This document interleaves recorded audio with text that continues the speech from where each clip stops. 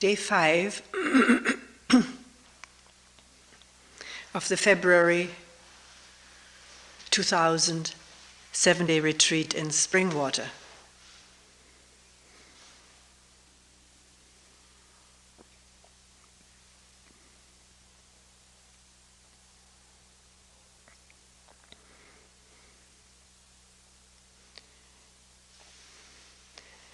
There's confusion and further questioning about this whole thing, this whole matter of the I.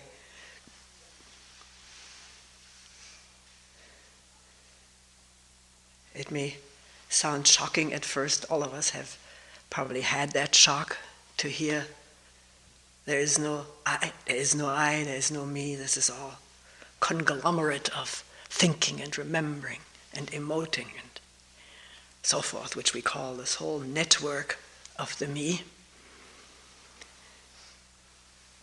But it doesn't, at one moment it may make sense, and then again, if one thinks about it, it doesn't.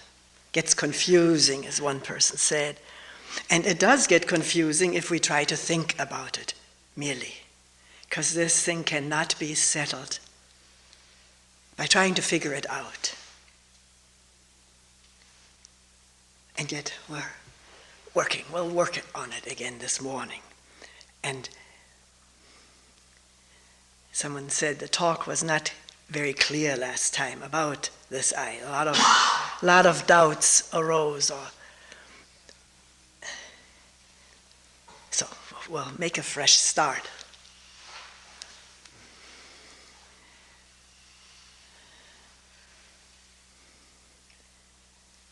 I don't know where to start.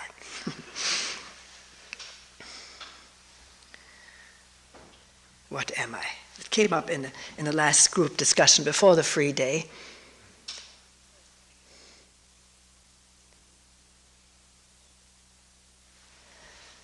Somebody saying, well, aren't we responsible? Don't I have responsibility? And it seems so obvious that there here is a body, and it is certainly not fused with all the other bodies, like a Siamese multi-twin or multuplets. And we're all seemingly independently moving around, although we must not take such statements at face value, but examine how independently we do move around. And this is what becomes so clear in a retreat. How beset we are with ideas of how we should move, where we should move or not move, how we should be like in the face of other people, how they should be like, moving toward people wanting to be approved, or moving away from people, being annoyed by them.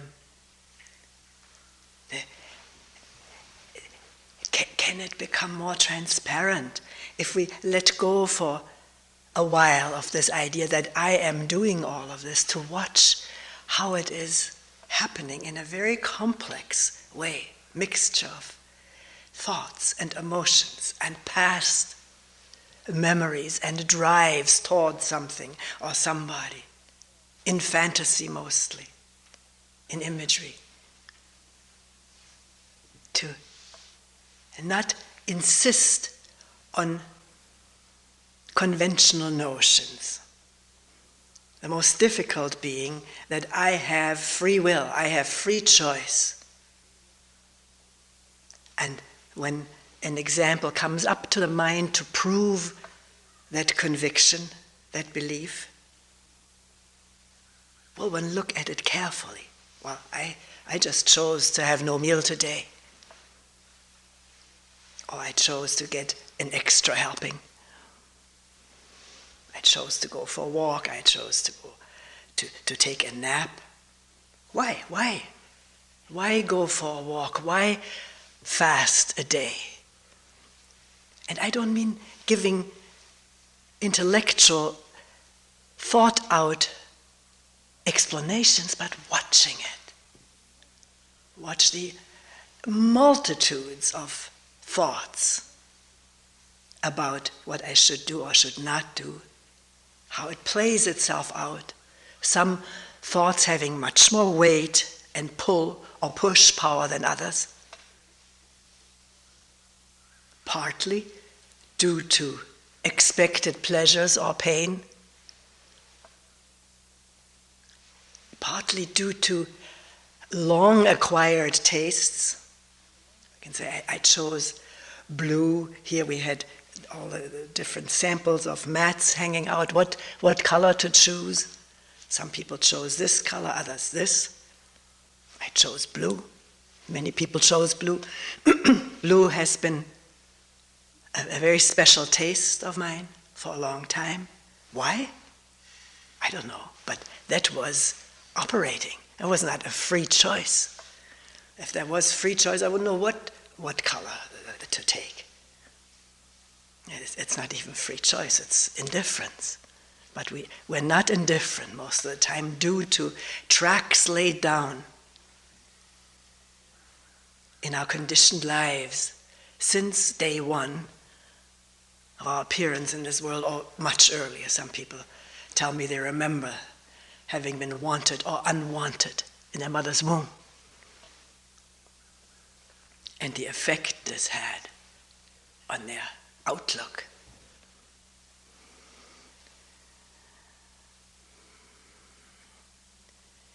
So there is an organism here, a body, has a name. My name is Toni, and it has a real function to have a name. We got mailboxes down there. If there were no names, we wouldn't know how to divide up the mail.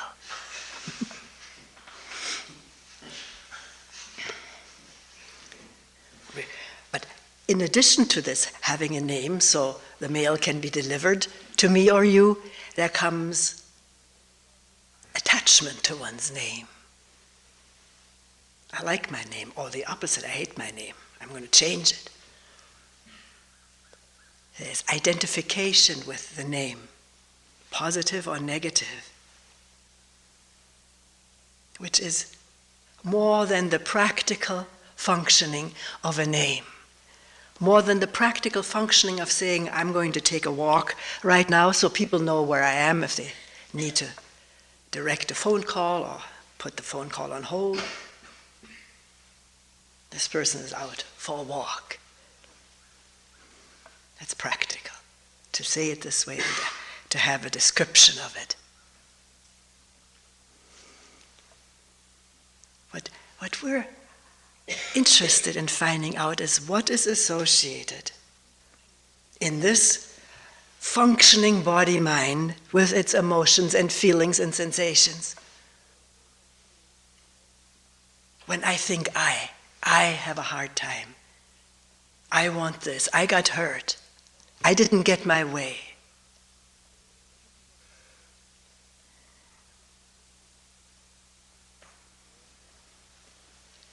And whether it's possible to live from moment to moment without constantly living out of this I network, which is not in touch with what is really happening. Something may happen and immediately a story comes in its place, interpreting what happened to me, the burden of it, the anxiety, the anger of it, and more story, more accoutrements sustaining the anger. I didn't deserve this. I always get the short end of things. And this happens to all of us, but is it necessary for our healthy functioning and healthy living together? Healthy meaning wholesome, not divided up in thought and image. Do we see that we are divided up in thought and image and attached to these thoughts and images as mine? Such powerful thinking, such powerful identifying, which affects this whole body in an amazing way. And because the body is affected through anger or pleasure, pleasurable thoughts, angry thoughts about my life, my future, my past, the body feels so real when it's pleasuring or angering that there must be something real to this I, to this me. sort of reinforces this notion, this picture story notion about myself.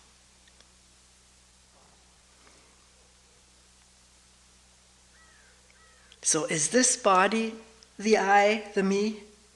We think so, but we don't have to believe it any longer. We watch it, we test it out.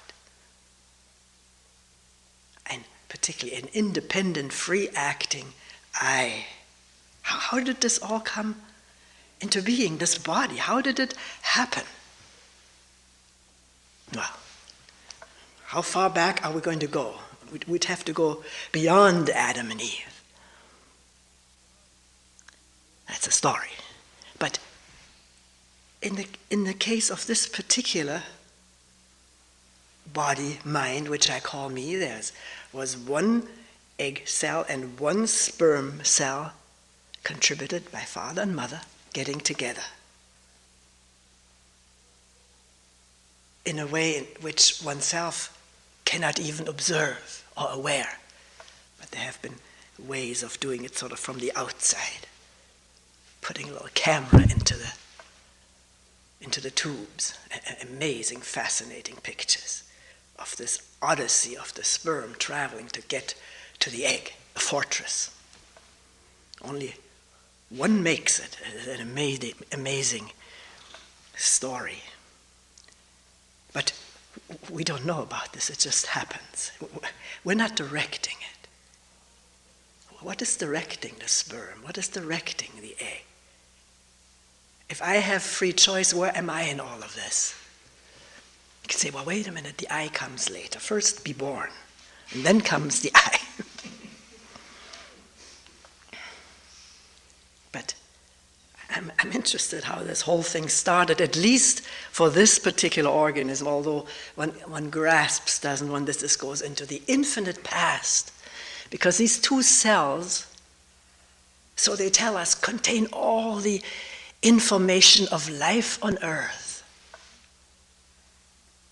Without the whole unfolding of life on earth, there wouldn't be this egg and this sperm getting together in the most amazing, miraculous way, going through all kinds of developmental stages which have seemingly nothing to do with human beings. Little fish fins. Well, that was before the I, one can say. I wasn't conscious at the time. Which means, what does it mean I wasn't conscious? It means I was not yet thinking about myself. Just a development taking place amazingly unhampered. Of course, there are diseases which have their own rationale too. So can we get a feel for this happening before the first thought about myself, at which something happens? There's some thought that I am, that I exist. I am this, I'm that. I don't mean philosophically, but I'm good, I'm bad. My mother loves me, my father rejects me, or the other way around, or both of them love me.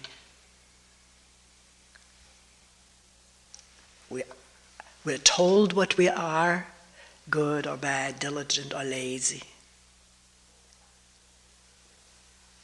And all of this is incorporated into the body-brain. The brain remembers it, the body reacts and responds to these remembrances, as well as the present moment of being scolded or praised.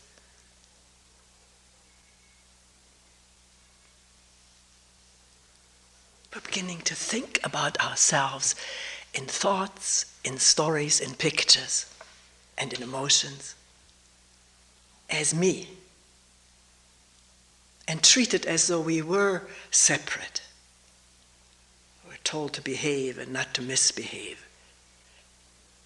And we do behave because we may be afraid of punishment, but we may also misbehave because we don't want to be told what to do, no matter what the punishment will be.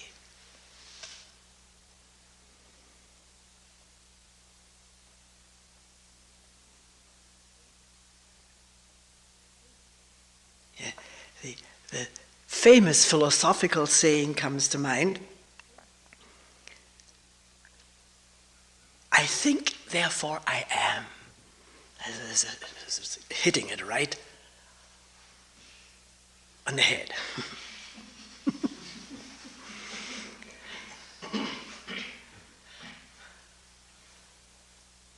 I don't know what was all in the mind of the philosopher who said that, but you cannot argue with it. Am I when I don't think about myself? When I don't even think, I am? It's a good question. Can one carry that around and be nagged by it? Because habitually, from ancient conditioning, since thought emerged from this evolutionary movement, thought has had the task of figuring things out. And it is not aware that some things can't be figured out.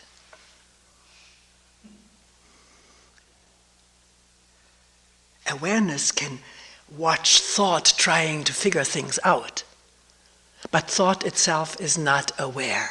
It just thinks and thinks and thinks, often out of the discomfort of confusion, trying to think its way out of the confusion. Confusion being there is an I. After all, if there wasn't, wouldn't we be totally irresponsible? Well, we are quite irresponsible, actually. It's so interesting how the mind brings up these ideal case scenarios of acting responsibly. When do we act responsibly, truly responsible?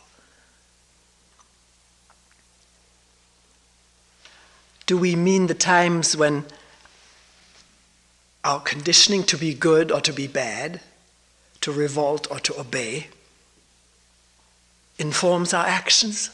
Do we mean that by being responsible? I've been trained to be law-abiding, good, nice, and out of that I act. But somebody else, for some reason, didn't get trained that way, or it didn't stick, or there was revolt against it. So, am I responsible and the other person is not? Or are both of us responding to the conditioning that has happened? Not just in this lifetime, but eons ago to human beings. The amazing thing, I hinted at it the other day, is to see one's children and grandchildren perpetuate the stuff that was already going on in one's home, with one's mother and father, one's own responses and reactions. How it gets perpetuated, either precisely or the opposite. Like my sister and I were so opposite. She was the not so law-abiding one. Not really going against the law, but she didn't fall into this category of the always good girl as I was trying to, for fear of not pleasing, of not being liked. It was my whole existence was that. And hers was different. Did I do this out of free will as she did? Then why wouldn't she be like me and I would be like her? Why do we respond or react the way we do? Because we want to? We say that. But let's not buy it so easily. But question it. And the moment questioning starts, some of these stereotypical assumptions sort of vanish and open up to what is really going on.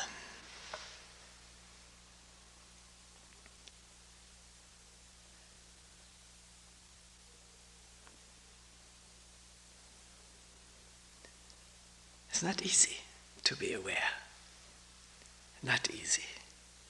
Because the day-to-day, moment-to-moment habit structures, drives, desires, fears are very powerful as one becomes familiar with in a retreat. That's the beauty of retreat. Not just finding peace and quiet and enlightenment and whatever all one has expected, but getting much more in touch with one's powerful conditioning that one may have to admit one has no power over. It just runs. And the desire, I wish I could switch it off. The thinking, the reacting, the angering, the fearing. Well, if we have free choice, why don't we turn it off? If that was a true statement of fact.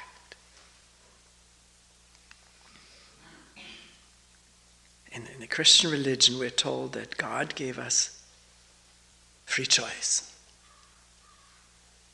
And because we didn't do that, didn't use that free choice properly, we were thrown out of paradise.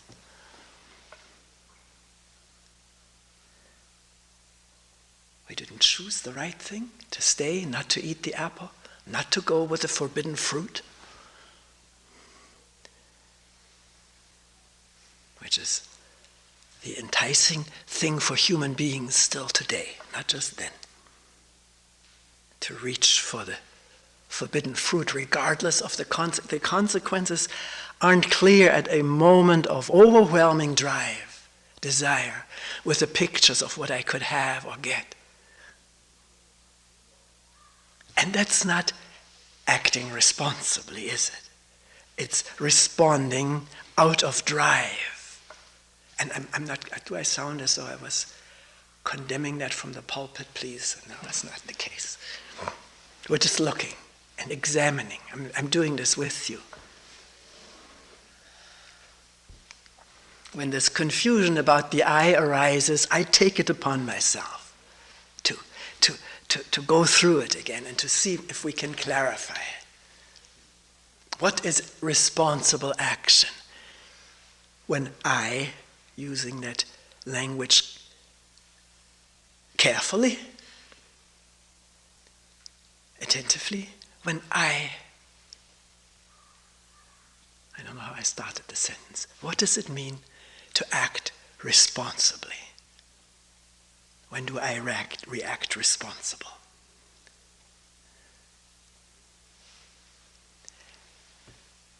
When I weigh, should I do this or that? According to the drives, the desires, the fears? Or are there in human beings moments in which something is very clear? And then, to one's amazement, if one begins to think about it, there is no choice, there's just doing what's so clear. There's nothing in the way, no obstacle of would this please me more or that hurt me more? Although I'll say this, at a moment of clarity, freedom from the obsession of this whole me network, it's possible to see clearly the consequences of doing this or doing that. It comes quite clear. Doing this will be the consequences. This will happen based on past experiences. Or this won't happen if I don't do it. It can be at a glance, almost like a snapshot. And if there is clarity, some freedom from the whole drive structure, because there is presence which has its own amazing energy, one won't do the stupid thing.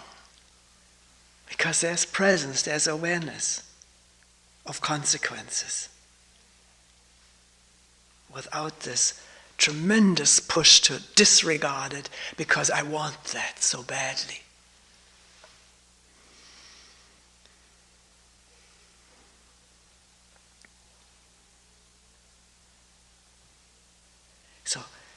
Shall we stay for a moment with this?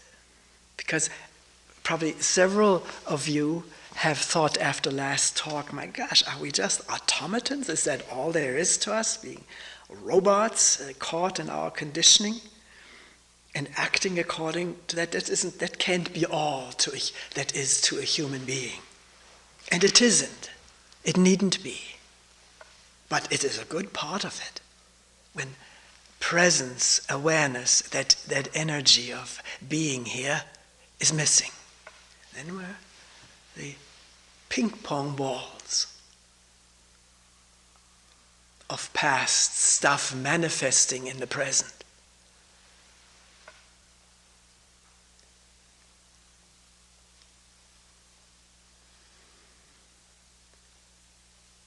So, what else is there to a human being beside this conditioned body-mind? I don't only mean psychologically conditioned, but anatomically, physiologically, electrochemically, etc. Conditioned since the day the egg and the sperm finally got together.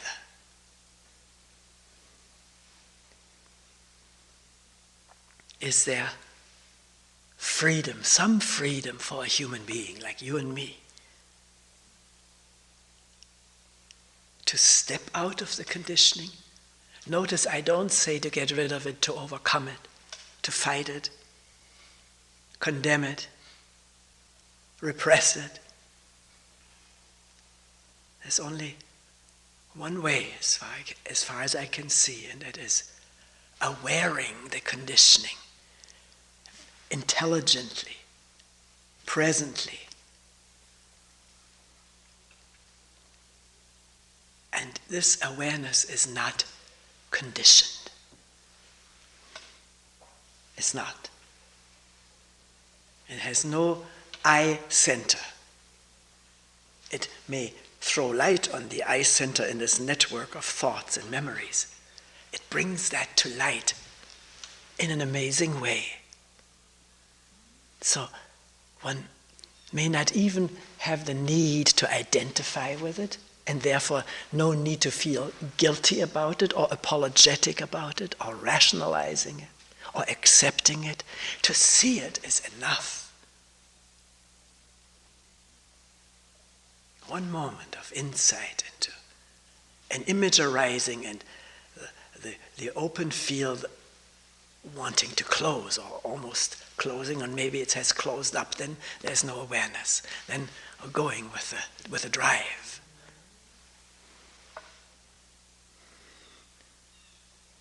But a moment of seeing imagery and the power of images, incredible power, to attract us, to repel us, to generate energy. But it's a limited energy. It's not the same energy of being here and watching, observing, without taking sides for or against. Is it possible to watch something, either in oneself or in a dialogue with each other, to look at something together without taking sides, without identifying with it? This is me and therefore needs to be protected. That's what happens the moment identification takes place. This deep feeling, this is me, then there's going to be the rigidity of defenses or rationalizations, or the effort of accepting it with some phrases like, well, I guess it's human nature.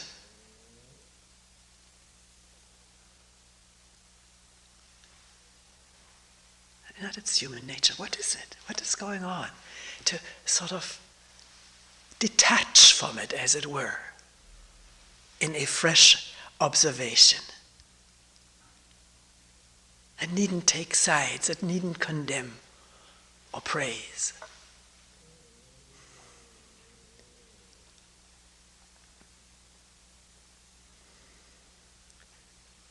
So this body we started out with. Is this body the I? Independent? Well, it's not independent. Without breathing, we wouldn't survive for I don't know how long, 7 minutes, 10 minutes? I don't know the exact figures.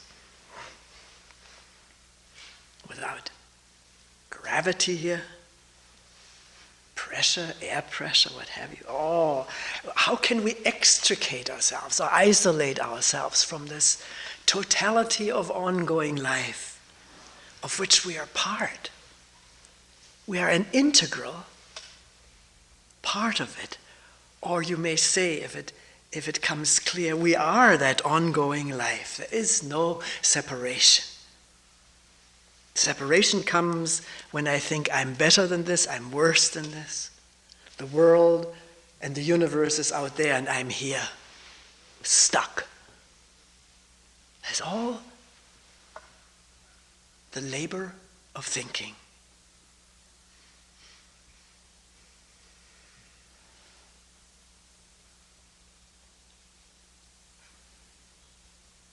So, what am I?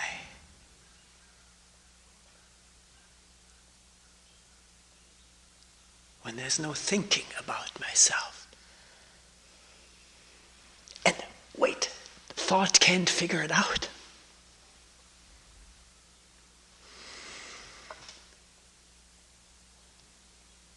Does thought have some limited realization that it can't figure it out and it needs to shut up?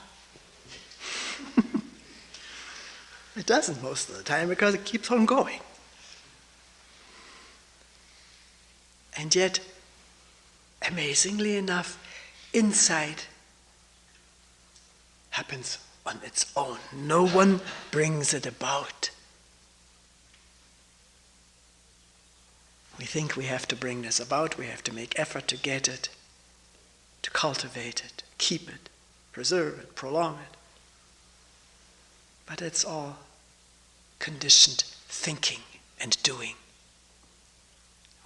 When that abates a bit out of the understanding that it is not in place for this type of work,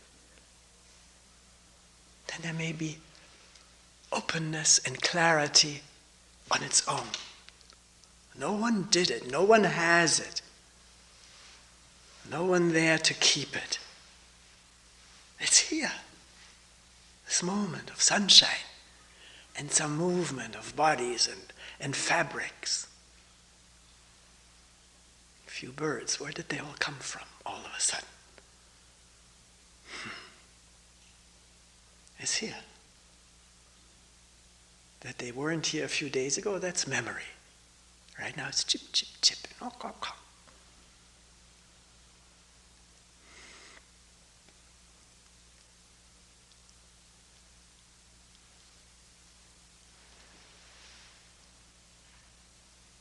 Do I do the listening? Do I do the seeing? No, there's seeing and there's listening. Is there? This moment of just being here? Do you see that it takes thinking to say, I am listening? And that it is sort of a half step removed from the simplicity of caw, caw, caw. Chip, chip, chip.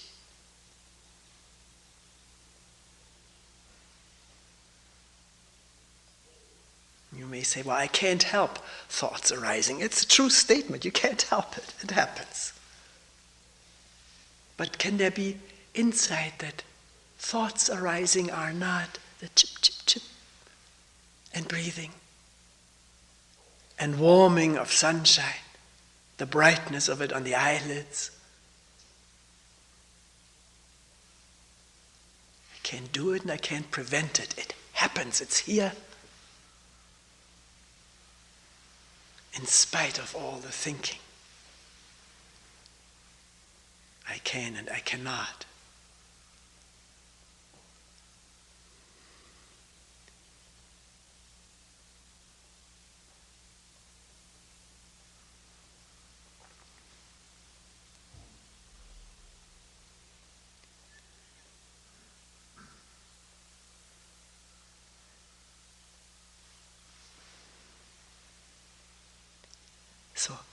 the confusion cannot be lifted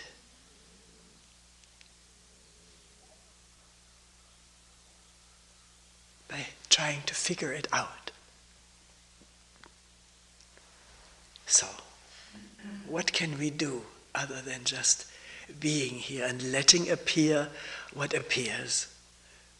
Fearful thoughts, or angry thoughts, or desirous thoughts. But they're not mine, they're just arising in consciousness, which is not my consciousness either.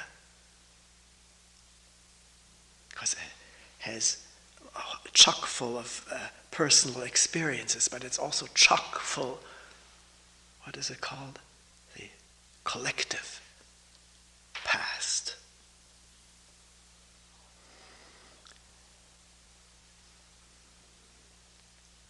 And do we feel sort of a reluctance to let go of this? This is mine.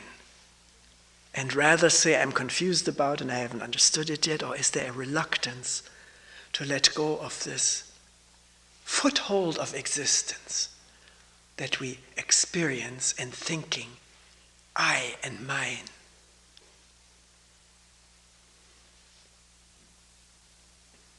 What I have to do, what I need to do, or can't do. This was the last difficulty in Kyle's life 3 months ago. Letting go of this compelling need to do and the utter despair of not knowing what to do, to let go. I wanted to let go, but he didn't know how to do it, and he implored me to help him to let go. And then again, I don't know what to do, help me, help me.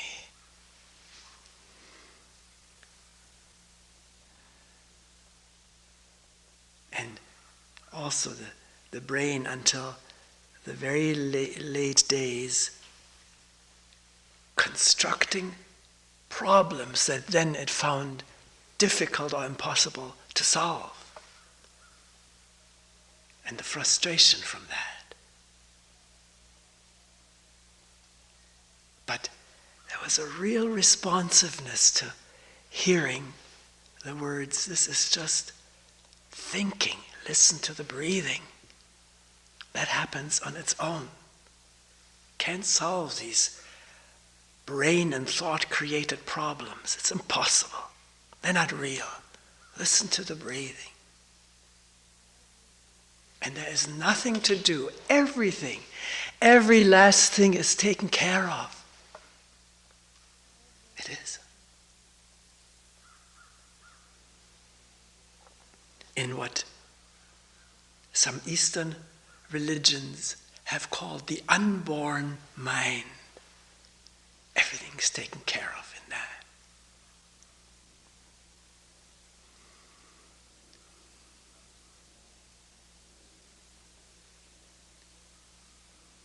Nothing needs to be done. Everything is okay the way it is.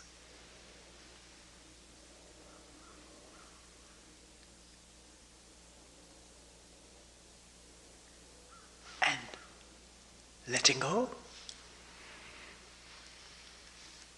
Or do we have to wait until our dying days?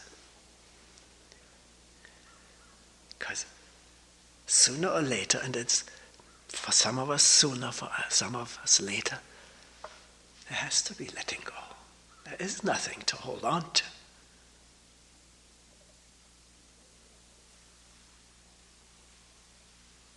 Because we may believe and cling to that belief that either there is a soul that will rise to heaven, or, if we're out of luck, to hell. Or circulate endlessly in the 6 realms of resistance.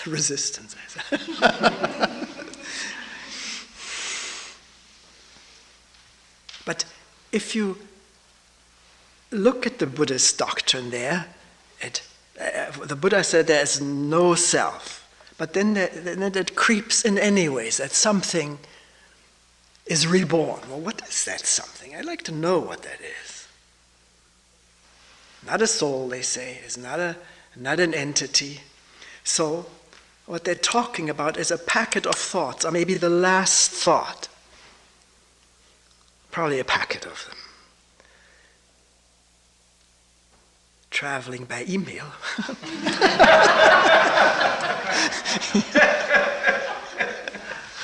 I'm into this right now, it's fascinating. Traveling to the next, well, not just incarnation, according to Buddhist doctrine, some Buddhist doctrine, this, I don't know what they call it in this packet of thoughts, let's stay as factual as possible, will seek out the right mother and father in intercourse and enter into that sperm and egg and be reborn this way. So, according to Buddhist doctrine, we have chosen our parents. Free choice. Is that free choice? It's a packet of thoughts doing it. So what is that packet of thoughts based on? I'd like to find that out in this lifetime and not believe in something which I can't test or prove, examine. And finding that packets of thoughts are the most unreliable affair. Conditioned, driven, wanting, fearing, wanting to continue, fearing ending because of more thoughts about what ending means. But ending is something that cannot be known, needn't be known. It is the way of life to end and to begin, and to end and to begin. Why be so afraid of it?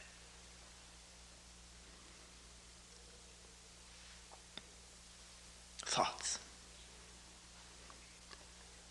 Am I maligning thoughts? No, we're just looking. Wondering, questioning, attending, without knowing.